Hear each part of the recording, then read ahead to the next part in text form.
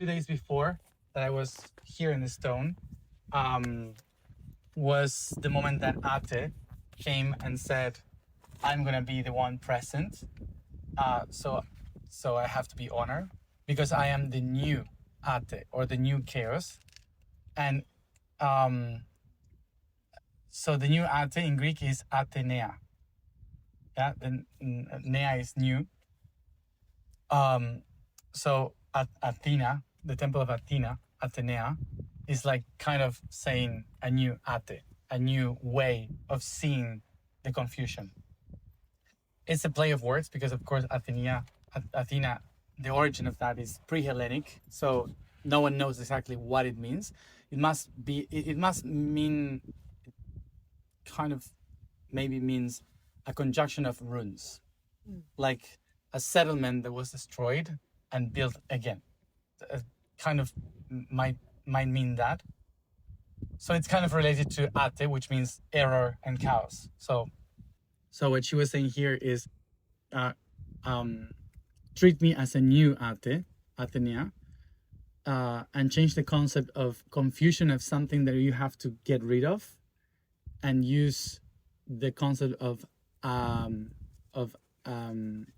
confusion as possibilities. So integrate me in a different way as possibilities.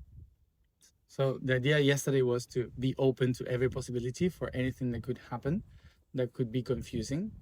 In me, in my own consciousness, my idea was to allow myself to be confused, basically.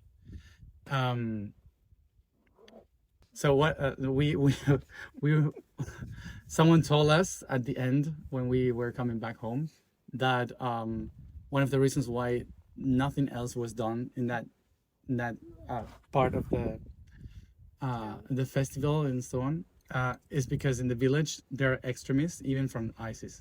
So it used to be. So yeah. So ISIS. Yeah. So that's why it's like. That's why they took the eye. Yeah, exactly. Yeah. So what was said basically in the concept is why we had to go to the Achilleion, the pain of humanity, and why the eye that I put there and shaped the whole thing, because it was about to change the perception of pain into a tool that we can use for the medicine, to recreate the concept of the medicine. And the whole process is when you accept the pain as part of the hero's journey, you transform the pain into power. That power turns into wisdom because now you understand how to use it. And once you get the wisdom, then you comprehend the whole process and you are unconditional to anything that happens. And that's when love appears. So they said whenever you choose love before the other two, you are missing all the process. And that's why then you are controlled by power and wisdom, instead of you handle power and wisdom. So every time that we choose love first, the love becomes the poison because there's no process. There's no alchemical process to, how to say destilar? Distill. Yeah. Distill the essence of the process. So basically, like to get a perfume and to have the essence that wakes your consciousness, when you do a perfume, you have to cut the flower. So that's the pain. You have to cut the flower to break it in pieces, which is the wisdom to understand what is useful, what is not. You have to use the aether, which is the alcohol, and you need a long process until the essence is dropped. And then, as a result, you have the perfume. So that's how the alchemy works, basically. So yesterday when we were, there was a powerful being that was trying to come in the structure, but he couldn't because there was no power. And he was, the weaver was trying to say to everybody, who stole your power? And the power is in the pain. the power is in the trauma. The power usually is there because the power is was taken away by someone. So that's why he was asking, who took your power away? The power is the one that opens the gate of the energy. It's like the engine of energy. So you need to release the power in order to access to that force that is above. The whole point of the alchemy of power. When you get the energy of when you try to connect with that power, you have to find the weakest point. Where is the weakest point of your life? Who took the power away? When you go to who took your power away, you basically the first thing that you find is that is the weakest point in your life where you feel that you are falling, that you don't have energy. And the first thing that you do when you connect with that is not unconditional love. The first thing that you connect with is frustration, rage, Giving up, depression. yeah, depression, everything, like all, and suddenly it's like so why did you take my power away? You know, like that is the energy. So usually we are afraid of that because we don't know how to alchemize that energy. We just waste it when we hit like this and throw it away. So it hurts us, it hurts others because we don't know how to use it with wisdom. So that's why we are so afraid in the spiritual journey of being like that, of using the rage as part of the power. And in alchemy, rage is part of the alchemy. But instead of expanding it outside, you have to bring it in and use it. And so that's the main message that he was trying to point at. And that's the Achilles heel. The weakest point is all the rage of your power being taken away. And when you recognize where is that, use the rage, the frustration, the power, and then instead of just releasing it, you use it. And how to use it? How to use it? Yeah. For example, yesterday when everyone started to move their body and scream and try to release that, but of course it takes years of practice sometimes. Of course. But that's why he said this is one of many practices. So once you do that, then with your whole body, what you do is you bring it in front of you, this energy. So you bring it in front of you and you start to create the geometry of it. Yesterday, when everyone was like releasing that, I turned around to the center, and I don't know if you remember that I was repeating like a mantra with song. Yes. That was shaping this a structure. So it was using all that to create a mantra with power, and you repeat until you shape a structure, and suddenly everyone would go to its position again, not controlling but centralizing all the power. And in that moment you start to feel alignment and clarity in your mind. So by repetition, and you use the mantras to focalize all the power and the energy in the center. So with that, then you start to find silence, and in that silence you start to find void and clarity. So that process of alchemy is using the rage with a purpose. So once you repeat that many times,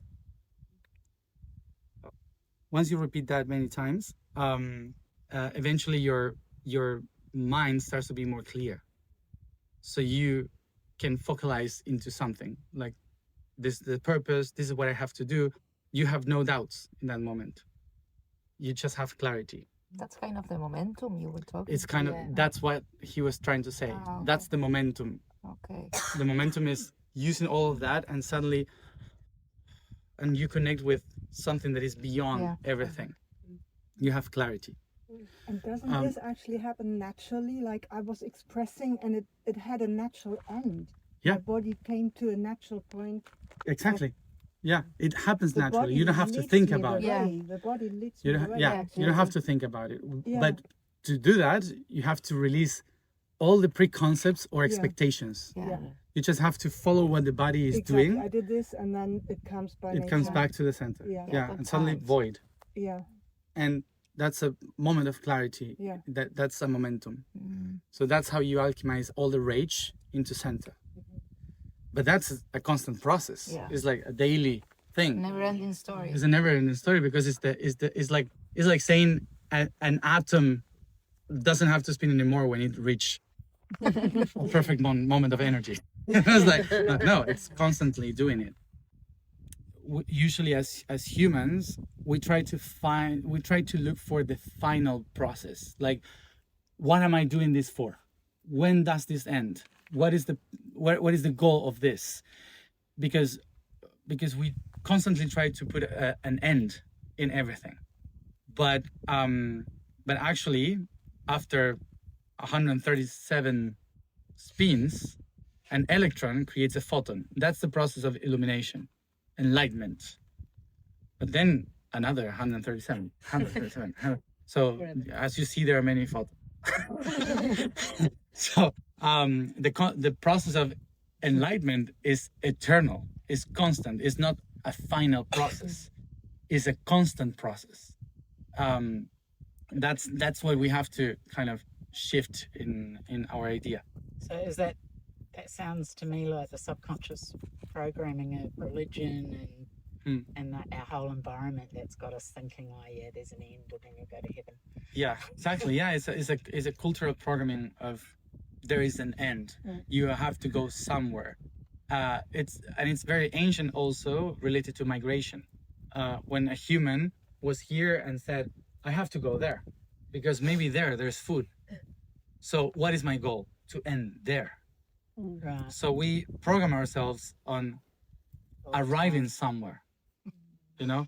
So our minds is constantly saying, okay, if I do the process of alchemy, then what? I'm enlightened. That's the process. And the universe says, well, that's just a photon. And as you see, there are many doing the same process every microsecond. So the concept of confusion here is very important. Con means with. Fusion is the fusion of many things. So when we talk about nuclear fusion, for example, it's a bomb, but it's so much power that is the fusion of many different atoms. So it's so powerful. So confusion is so much that I don't know how to handle it. So because I don't know how to handle it, I try to find a way to anchor myself, but I don't know where. So in this confusion of everything, and I'm trying to find an anchor, I get lost. So that's why confusion can be terrible, but also is the source of all power. And that's why Ate is hidden in Atenea. Ate, the chaos, but it's the new chaos when you know how to use confusion, when you open all the doors for that possibility. In confusion and concordance, all the hearts together, all the atoms together, that's the source of power. So the source of power is right there. The idea of using confusion as a positive thing, it helps us out. It helps us to create momentum. So the alchemy that we usually know is related to space, which is, for example, a tree. So the resin of a tree, the sap of a tree, can be poisonous for us if we eat it. But if we understand every part of the tree, we understand every aspect of the tree, we can distill the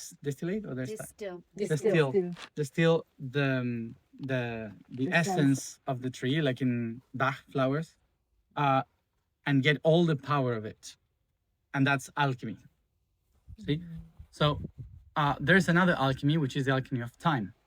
So the alchemy of time means that every essence, everything that is happening, like every atom that is vibrating in a specific frequency. So it only exists because it's vibrating in frequency. And that frequency is time. So that is called a moment in the existence, moment. So everything that you see right now is a constant of moments.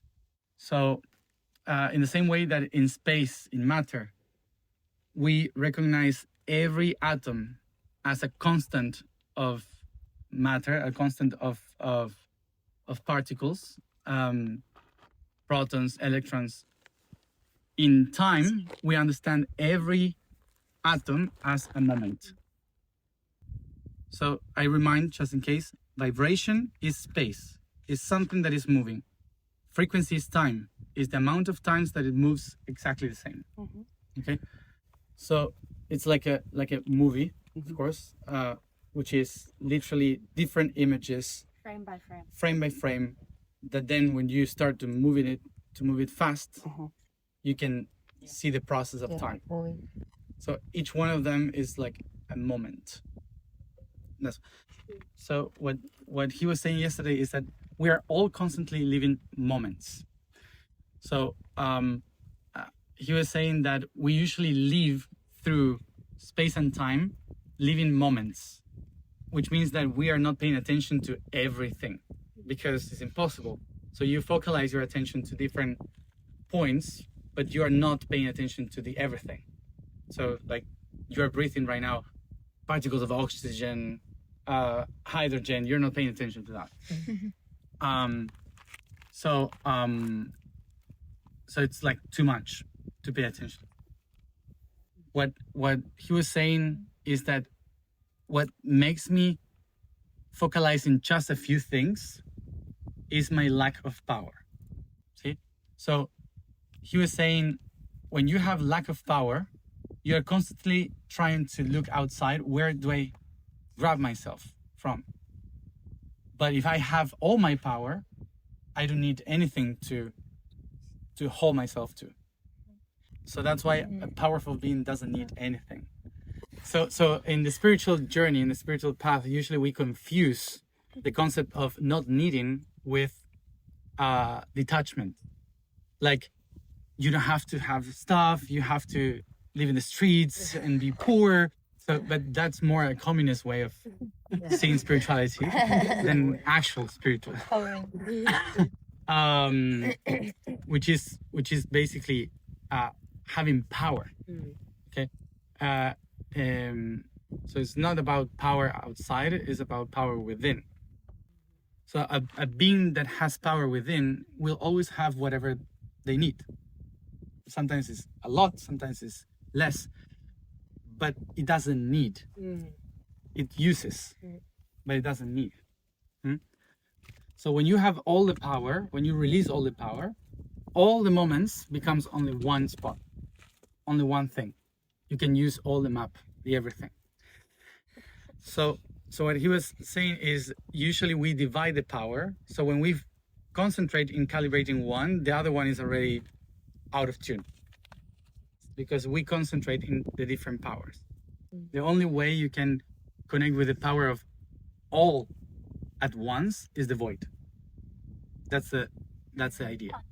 So what he was saying is when you release the control of observing one only thing and you observe the everything and release the power and starts to release all the power of the cells, and instead of leaving it away, you bring it all in and build a structure with wisdom in front of you by repetition of frequency.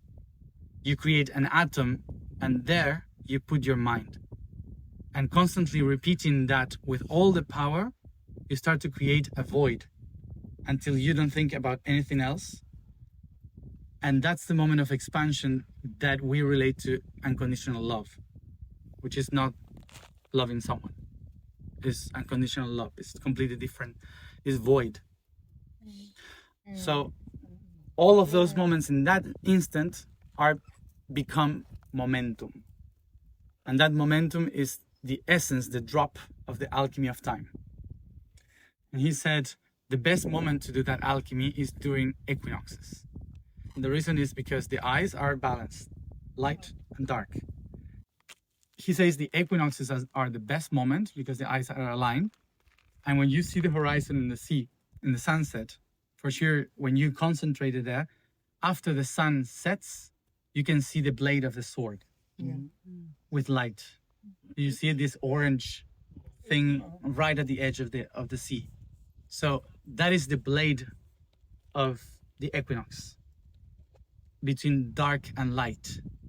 And in that precise moment is when the real the real sword, the power, is released. That's the Excalibur of the mind. That's what he was saying when he wrapped the sword and said, that's when you see Excalibur. So that's what he was trying to say when he wrapped the sword. It's like Excalibur is not a physical thing. Excalibur is the moment when I can balance in every equinox the light and the dark in my brain. So the coordinate to do it is the axis of solstice and the axis of equinoxes.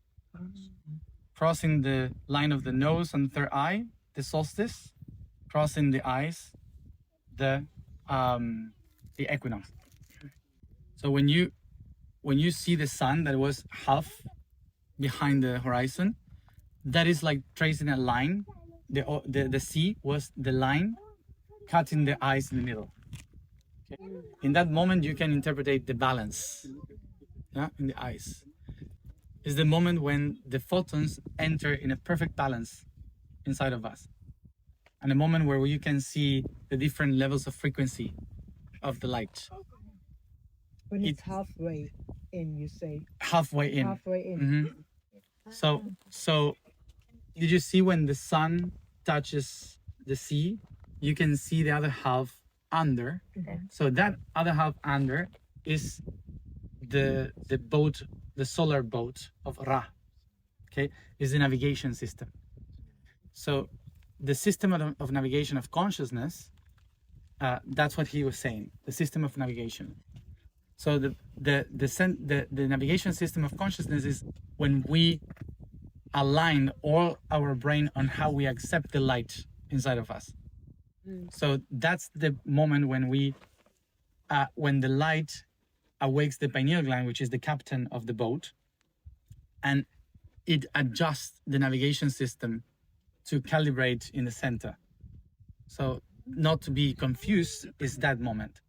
So to cross to the other side, we needed to bring Thetis to the other side. So what are we trying to bring back through the ocean, through the sea? Helen of Troy. That it was not from Troy, it was from Sparta. So the direction where the sun was setting was Sparta. So in that moment, that woman that went to the sea, she was representing Helen, going back to the sea in that direction. And Thetis coming back to the water. So I don't know if you noticed that after that moment when she was coming back from the water, he started to do a calibration of all the interference to balance the navigation system towards the other side. So if you saw in the horizon, you could see the three boats: the island of the rabbit, the little rabbit, and then the boat. And they were exactly in the same position like the pyramids of Egypt. Follow the rabbit to correct the time. So in that moment, I don't know if you saw it, but in that moment is when he threw the arrow, Paris threw the arrow to the Achilles heel, to use the weakness as strength, as power. And that's the moment when he did. You all heard? So that's the moment that he asked, "Hey, what were you thinking? Where were your eyes? What were your thoughts?" Because that's the momentum. That was the momentum, the alignment. So what happened? If you keep seeing the momentum on the back where there's nothing, the sun already set, everything, so there's nothing. In that moment, you can find justice. So everything that happens around is just a point of gravity to go to that momentum. So everything makes sense in that precise moment because you're not seeing anything. You're just bringing all the forces. If your eyes goes to the other position, suddenly justice becomes judgment. Yes, exactly. Yeah. It's not a bad thing. It's a process of navigation. It's the navigation system of Instruction. the captain knows that we have to go there, the boat is there, but suddenly the captain is looking there, so suddenly the boat turns the direction. In the momentum, that is a whole different timeline. Yes. We're creating a whole other direction. So this being that was above us, which is Durvan, I have no idea about his name. It's the first time that I feel him. But it was a powerful being that is neutral and it's not from Earth. It's a cosmic being. It's the one that weaves the connection of timelines between planets, between suns and stars. So what he was trying to describe is that in the whole navigation system of the universe, a planet that is developing in awareness needs to have a direction. If it doesn't have a direction, it's like being lost in an ocean of time. So no one can find us, and we cannot find them. So Earth is like a boat that has no GPS, and is trying to find the north. The different visions of this planet are supposed to be something that helps us see the everything, not to guide us to a specific direction. So the only direction is within. The other thing is allows us to observe. So one of the whole stories that we lived yesterday was how can we balance the entire system of navigation in between dimensions when we lose our ability to observe or the sight of something. And that's the story of the iron that was missing that I was telling you under the tree. So what is missing is the eye. So I don't know if everyone noticed that, but we bought a huge eye. Yeah, a huge eye. We put it in the Metatron for us to do the ceremony there with the apples. But someone stole it when we arrived there. It was the perfect script for the story. So in Greek, eye is said ophthalmos, ophthalmology and so on. So ophthalmos. The interesting thing is that in modern Greek, eye is mati. Mati ya mati. Eye for an eye. Remember that sentence. An eye for an eye. What does it mean? If you lose an eye, put mati. So the interesting thing about mati is that today it means eye, but actually, historically, it means nothing. Because it was just a grammatical and phonetical mistake. Ophthalmos is eye.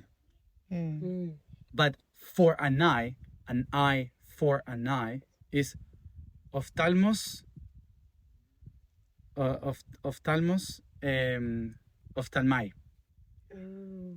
Ophthalmai. But all the people that came from other regions in the past 1,000 years, they didn't know how to pronounce ophtha. Ophtha. It was too difficult. So they said mai. But mai is an enclitic. It's nothing. It's just to say for. Yeah. So, but they didn't know how to pronounce it correctly. So mai, mati. it means nothing. It's Wow. void. Wow. Literally nothing. So it's Qué the distorsión. interesting thing about the eye is the void. Observe the void. Mhm. And this is a story of the Odin's eye, Horus eye, which is a story of taking one eye away so you can observe the everything.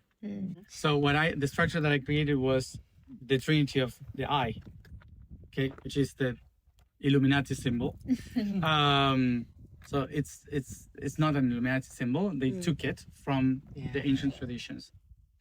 So the structure is the basket of Idun, where the apples used to go for the eternal life.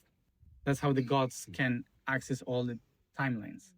So the Achilles tomb, the actual one that is on the back, it was behind us. It has exactly that same shape that I created. But I I couldn't take everyone there because to respect the space, because otherwise it would be like too much confusion for a place that needs to be holy, let's say. Afterwards, when everything finished, Then you went up.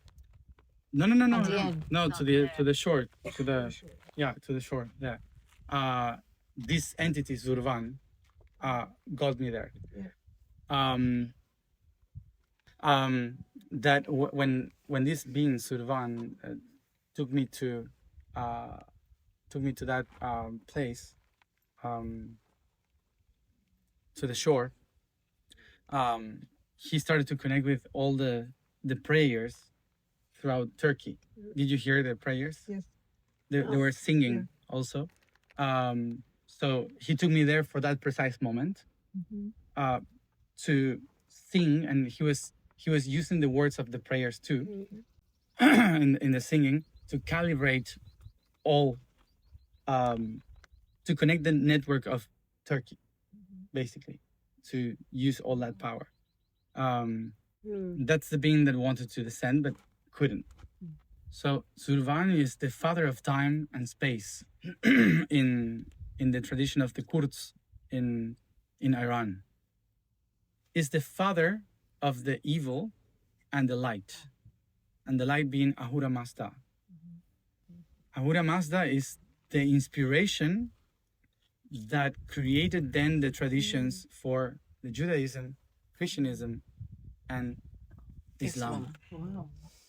Is the origin of all monotheism. So, and it's the origin of the idea that there's one God and one evil. That is the enemy. That is his brother. And that's the story. And it's the first God is the first story that tells about the creation of Adam and Eve. And the cult of this God expanded in all Persia until Troy. So all this region here were temples, before these temples of the Greek, were temples for Zurvan, Ahura Mazda. That's how it started. So Nasiri, the musician, he was the one that told us the name of Zurvan, because he said that is the God that I discovered a month ago, and he created a song for it, and in 2 weeks he's gonna release it, a song for Zurvan, Oh wow. the infinite time and space. Nasiri, the musician. The musician. Ah. Yeah, he's from Iran. Ah. So it was like, oh, Good okay, timing. good timing. Yeah, good timing. So he lost the flight. There was a storm. It was impossible for him to come. But the weavers said, "I need him here," and it's Ate confusing everything for this not to happen. The thing with Nasiri, the code that he represents, the weaver needs him even if he's not playing music. He needs him in certain positions. And I didn't know why until yesterday with the Zurvan thing. But there was he lost the flights from Barcelona. There was a storm. It was impossible to fly and everything. So everyone was trying to bring him, but it was impossible. There were no flights. Even our travel agent was not sleeping, trying to find it. Mel, Chiara, everyone was trying to sort out how to bring him. And I finished the alignment for Aquarius. And she told me, he's not coming. It's impossible. We cannot find any flight. So I was like, this is not about logistics. This is ate. So there's something there so I don't know how I created the alchemy of time, of momentum, and I found a flight that was at 2 a.m. that doesn't exist.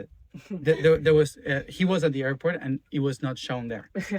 He was talking to the people at the airport and they said, no, there's no flight. But I bought the flight and that's how he arrived. The flight wasn't there. So I was like, okay, so that's the chemical process of time, momentum. So, This is magic. that's how he got here. So this divinity is the one that is saying, I need for everything to be aligned in the it's a concept of infinite time that is aligned in every chemical element. So it's like until everything is not aligned, the infinite power of the universe cannot actually be expressed in the matter. So that's why it's like we have to create that alchemy through for this planet.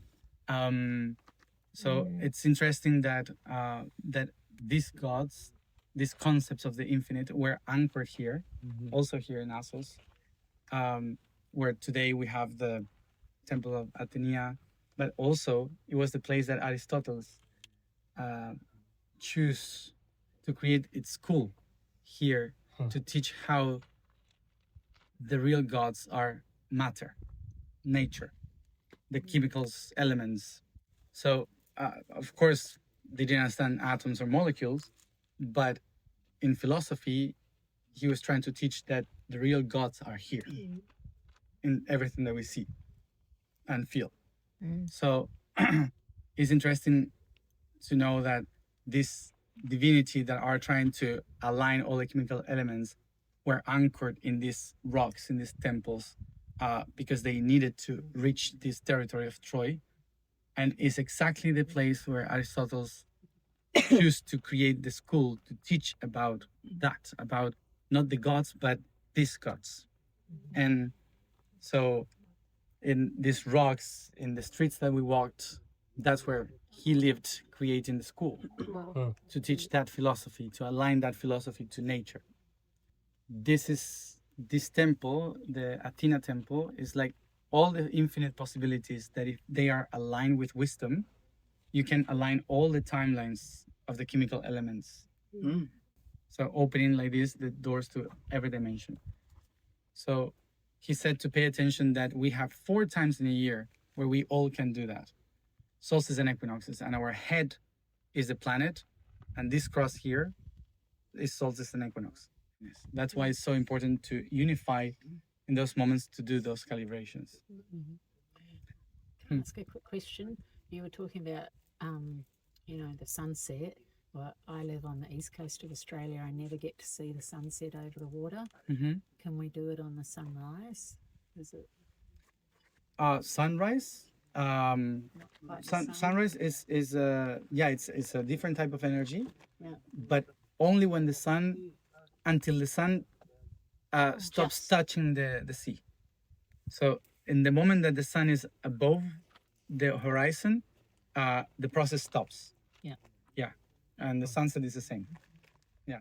So the sun, the reason why that's the moment is because the light cannot hurt you in that moment, of course, but is when you observe the sun until it becomes black and all the rest is white.